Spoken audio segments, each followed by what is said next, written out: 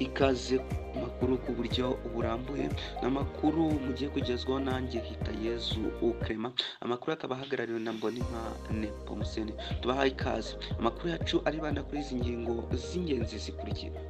Ikigo cy'igihugu gishinzwe ibijyanye n'isanzwe RCA cyatangaje ko mu minsi iri imbere kizatangira kugeza mu mashuri amwe n'amwe porogaramu zigamije kongerera ubumenyi abanyeshuri mu bijyanye na tekinoloji ishingiye ku isanzure. Naho i Rusizi umusaza w'imyaka 90 yaketsweho amarozi.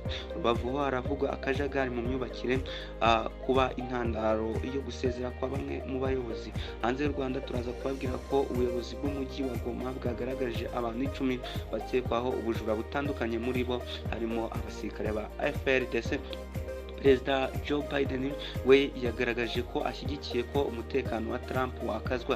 Turaza kwerekeza no mu makuru y'imikino. Mu makuru y'imikino turaza kubabwira ko u Rwanda rwagiye gushaka itike ya shampiyona y'isi muri Ethiopia. Naho Rayon Sport yatsinze AS Kigali ikomeza kwitwara neza muri iyi mikino ya gicuti. Ikipe ya APR FC nayo irashimira Musanze FC. Izo zari ingingo z'ingenzi, ayandi mu makuru tutababwiye ni mu kanya ku buryo burambuye. Twongeye kubaha ikaze muri aya amakuru mugiye kugezwaho nanjye Hitayezu Clement, akaba ahagarariwe na Mbonimpa Nepomuscene. Amakuru twandikiye kuri iyi nkuru ivuga ko hagiye gutangizwa porogaramu yagenewe amashuri ajyanye n'ubumenyi muri tekinoloji ku isanzure. Ikigo cy'igihugu gishinzwe ibijyanye n'isanzure cyatangaje ko mu minsi iri imbere kizatangira kugeza mu mashuri amwe n'amwe porogaramu zigamije kongera ubumenyi abanyeshuri kugira ngo bihugure muri tekinoloji y'isanzure. Iri ni ikoranabuhanga rizashorwamo imari rishobora kuzabyazwa umusaruro rigatanga umusanzu umwe itumanaho. Umuyobozi mukuru wa RCA Twagirayezu Gaspard yavuze ko hari gahunda iki kigo gifite zo guharanira ko abanyeshuri benshi babona amahirwe azanwa na tekinoloji ishingiye ku isanzure, ku buryo nabo batangira gutekereza uko igihugu cyabyaza umusaruro. Ni ingingo yagarutsweho ku mugoroba wo kuwa 11 Ukwakira 2024 umunsi RCA ku bufatanye n'ikigo cya TRL Space Cubestar bateguriyeho amarushanwa yo kubaka ibyogajuru bito bizwi nka CubeSat. Aya marushanwa yitabiriwe n'abanyeshuri bo muri Rivière High School, Lycée de Kigali ndetse na Green Hills Academy muri rusange. Dukomereze mu ntara y'Iburengerazuba bw'igihugu, by'umwihariko mu karere ka Rusizi, aho umusaza w'imyaka 90 wakekwagaho amarozi yemereye mu ruhame ko ibyo bikorwa abikora. Yemereye mu ruhame asaba imbabazi, ndetse ubuyobozi nabwo busaba abaturage kudacika igikuba. Uyu musaza no mu kagari ka Kiziguro, umurenge wa Nkungu mu karere ka Rusizi mu ntara y'Iburengerazuba. Abaturage bo muri uyu umurenge bashinja uyu musaza abashingiye ku kuba hari ubwo bakoze umuganda we bakasanga ibintu bidasanzwe bigiye bitandukanye, birimo imisatsi, uduce duto n'utugufwa tw'imibiri, impu z'inyamaswa. Ngo hari n'abaturage benshi baza rwishwa gucishiriza amarozi kuri uyu umusaza.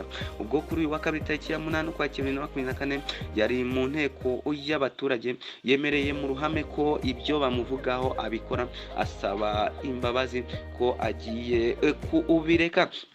Bamwe mu baturage bari mu nteko baganirije ikinyamakuru Umuseke bavuga ko batizeye neza ko asabye imbabazi abikuye ku mutima, ko asanzwe abajijisha. Umwe mu muryango we yabwiye Umuseke ko uyu musaza we n'umugore we batangiye ibyo kuroga mu mwaka w'1962. Umunyamabanga nshingwabikorwa w'umurenge wa Nkungu Habimana Emmanuel yabwiye Umuseke ko iki kibazo ku bufatanye bw'inzego zose kiri gukurikiranwa. Uyu munyamabanga nshingwabikorwa Emmanuel mu butumwa yatanze yasabye abaturage kudacikamo igikuba.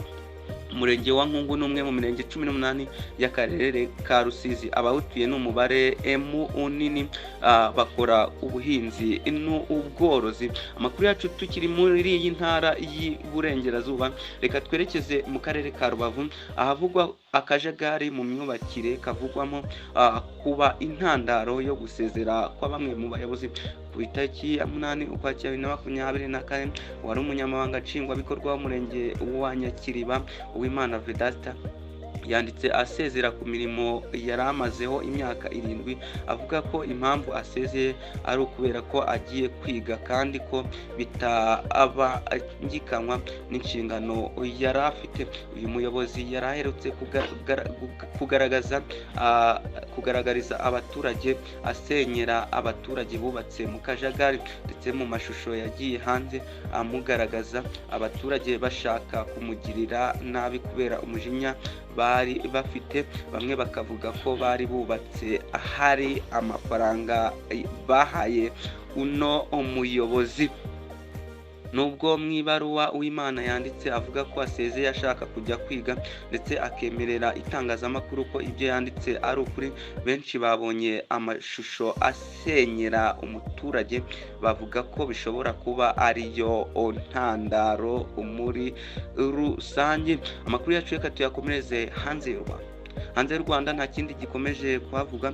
Ubuyobozi bw'umujyi wa Goma bwagaragaje ko abantu 10 bakekwaho ubujura butandukanye, muri bo harimo abasirikare ba FARDC. Aba bantu bafashwe mu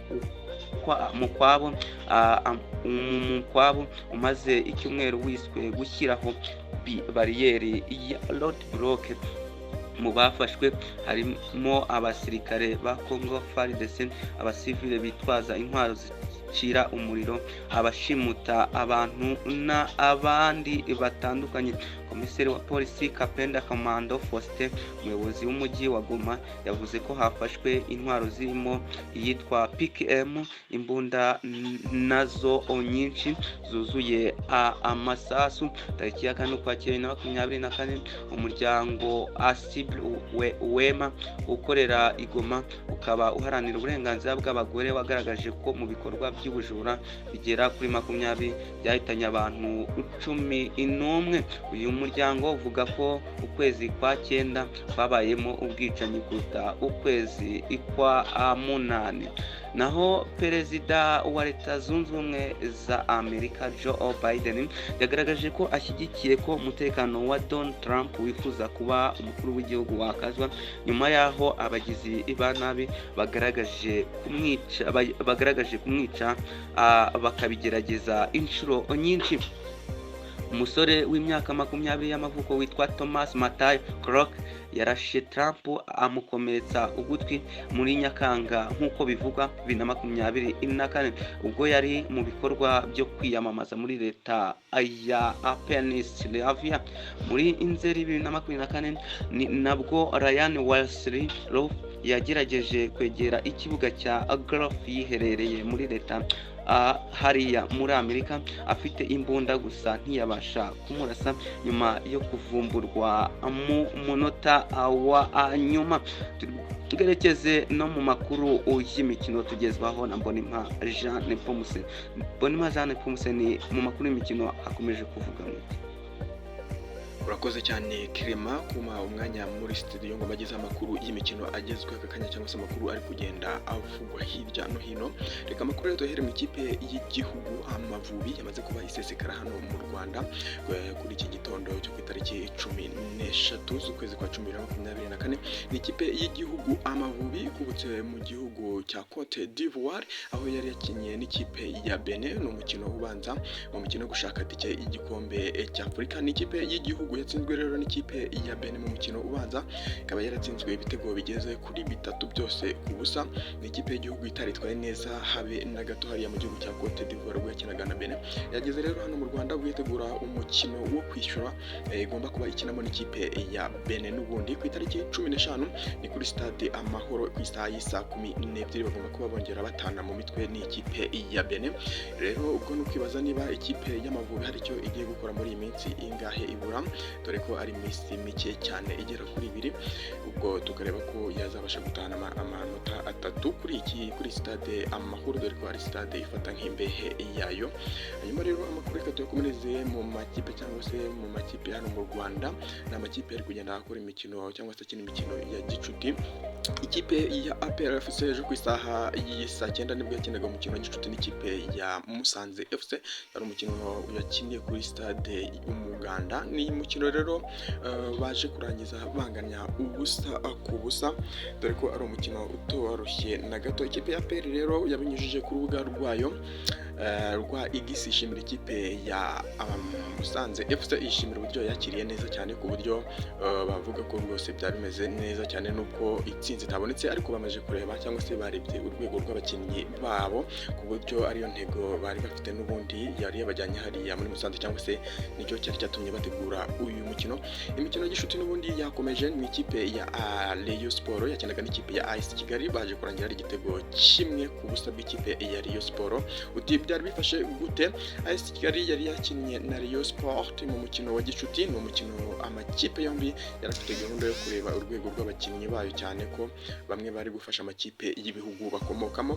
Muri uyu mukino kandi wabonaga ko abari kuri Press Stadium batanezerewe cyane, kubera bibukaga ukuntu ikipe y'igihugu yatsinzwe igitego cyangwa se ibitego 3 ku busa n'ikipe y'igihugu ya Benin. AS Kigali niyo yatangiye ikina neza, kuko ubwumvikane bwa Emmanuel Arnold Okwi, Ngendahimana Eric ndetse na Kayezu Jean Bosco bwatumye AS Kigali ibona uburyo bwatunguwe hanyuma batera umutambiko w'izamu.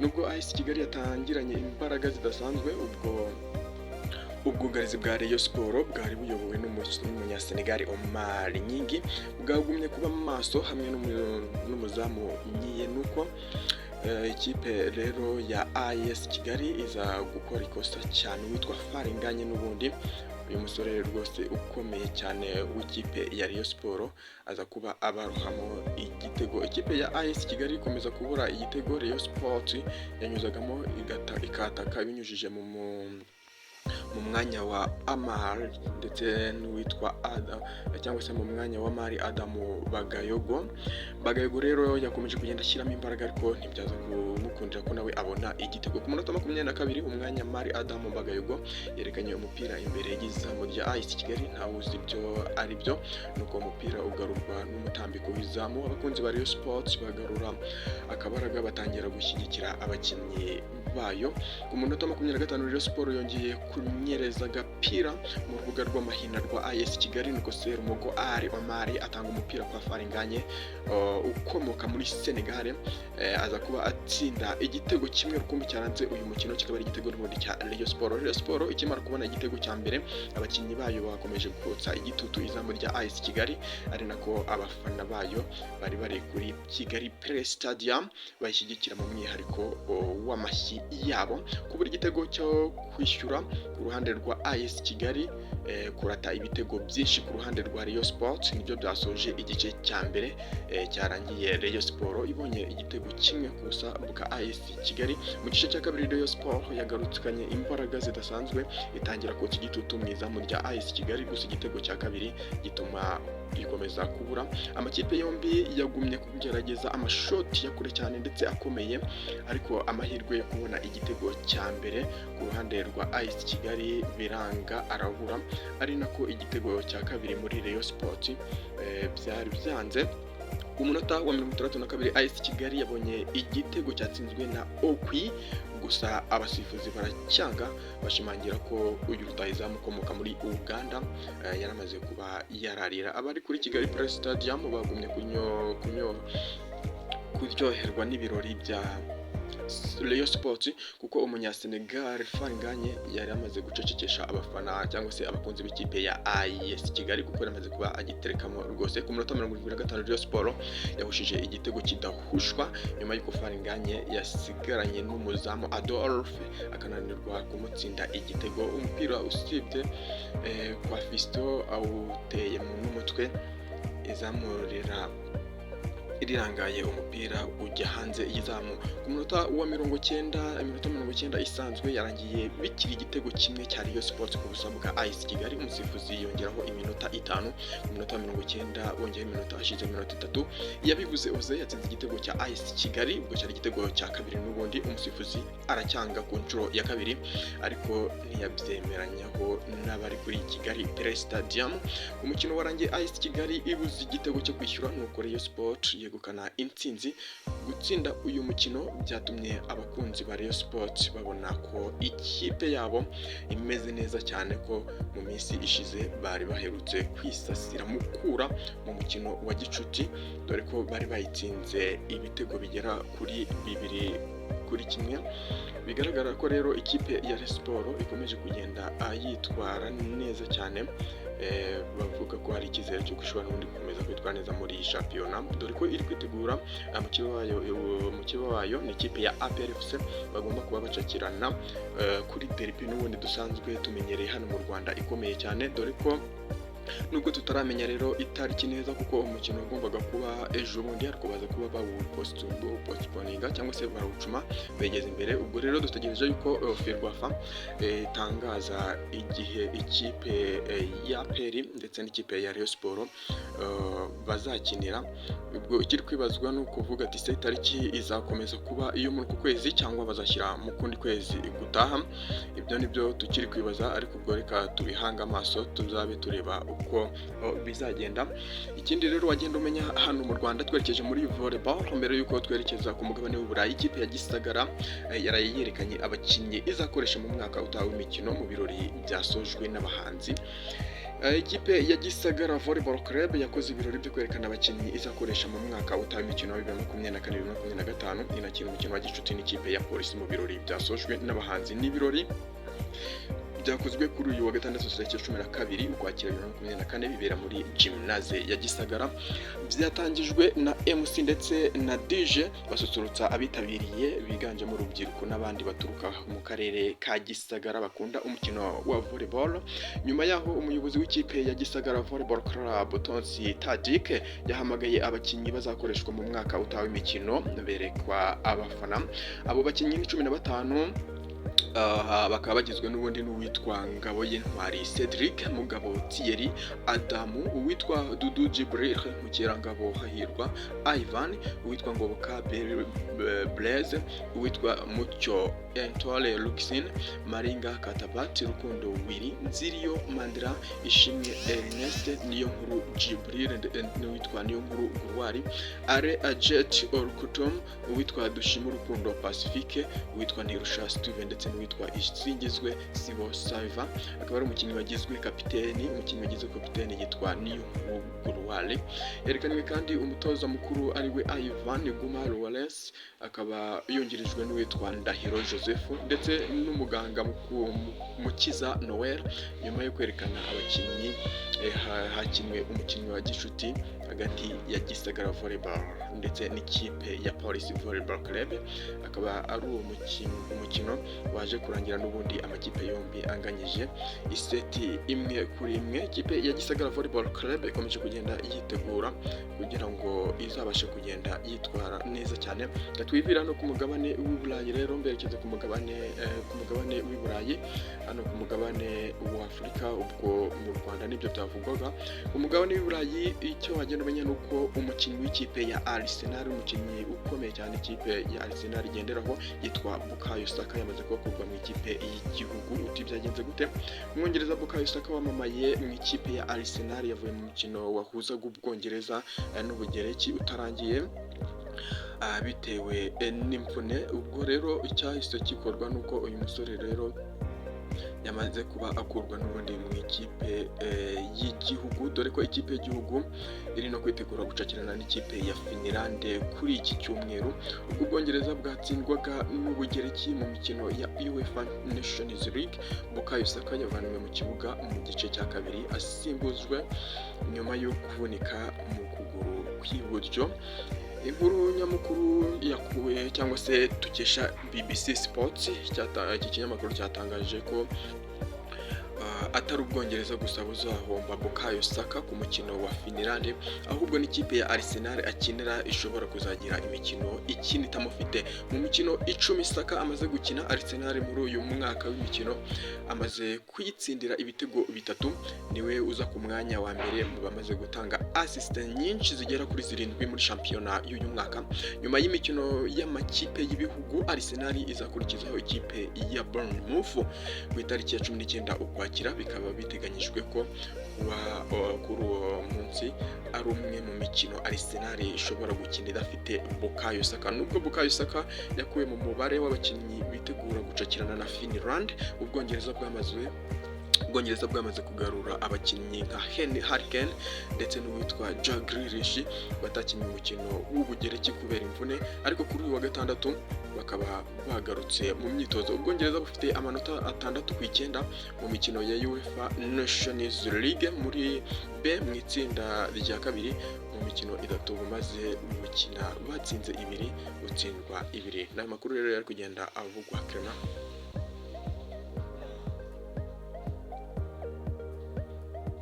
Akaba ari ayo makuru nababwira, mu makuru yarimo agenda avugwa mu mikino hirya no hino.